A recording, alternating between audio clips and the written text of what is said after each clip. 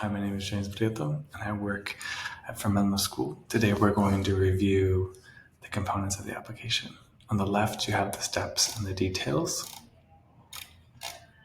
And on the right, you have the required steps and the status. I want us to look at the preliminary form today.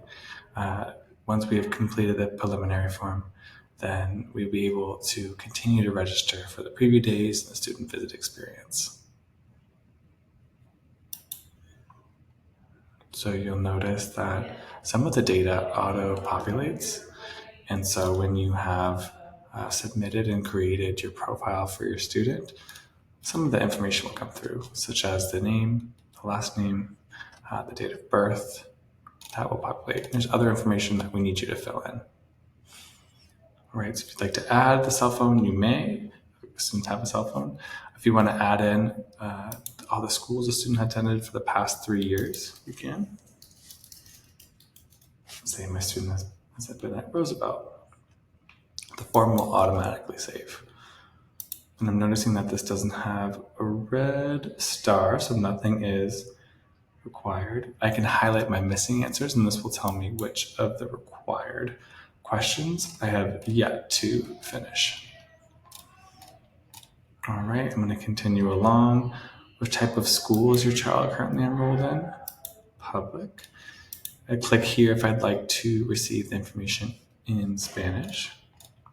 If my child has any health concerns, I can put the health concerns here.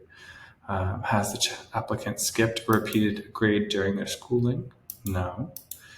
Has the applicant ever been subject to any serious disciplinary action, suspension, or expulsion? No, and I do have space to explain. I do have space here to explain about any custodial arrangements, about the child and the parents, the guardians, that we would be able to help us be aware of that in terms of communication. You see this data populated from when we added our student earlier, so I added that profile. We can add more information about our businesses, where we're working, or educational backgrounds. We could add that through as well. Here we're at, there's a secondary residence of the applicant, if it's applicable. If you would like to receive the Kira component, that family questions in Mandarin, you can mark this box here. And this is more information now we're asking you about alumni and sibling information. So does the applicant have any siblings? We'll say yes. A sibling that's also applying, we could say yes or no. Is the applicant a sibling of a current Menlo student? No, I don't have a student there. And then you have a place to add the name. Is the applicant a sibling of a Menlo graduate? No, and you have a place to put that there as well. If you wanted to add more information about siblings, you can here. I'm noticing that my student had an application. I'm going to go back. Has a sibling. Go to my profile, and I can add a sibling here. So let's say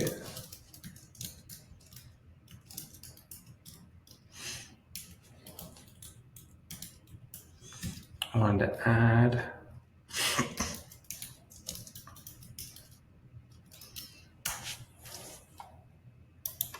adding a sibling. I'm going to go back to my students' applications, to here.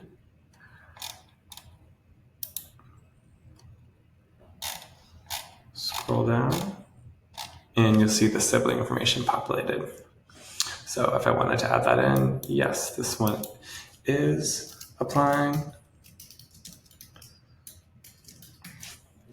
We'd be able to change it that way, so if it didn't populate. How did we learn about it? Mission fair. This is a line about a first-generation student as someone whose parents or guardians did not yet earn a 4-year college degree. So you can check this box if it applies to your applicant. This is a note about vaccination requirements for the upcoming academic year. And then we're going to have the applicant sign, and then this will be the parent guardian signature. And it will let me know if The form is complete. Continue, go to my application. I do have to go to pay and submit. Now, if the cost is a financial burden for your family, then you can use the following waiver code. Here, this is letting us know that the information that you provided is not going to be modified after you. So once you submit it, this is the information that we'll keep.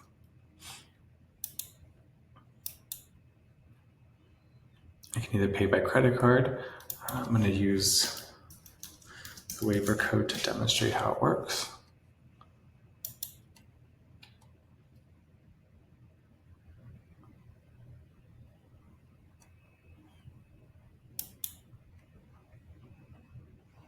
Go back to my application.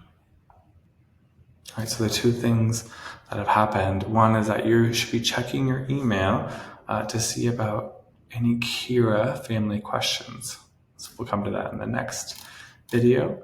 Next thing is you can now register for the 9th grade student visit interview.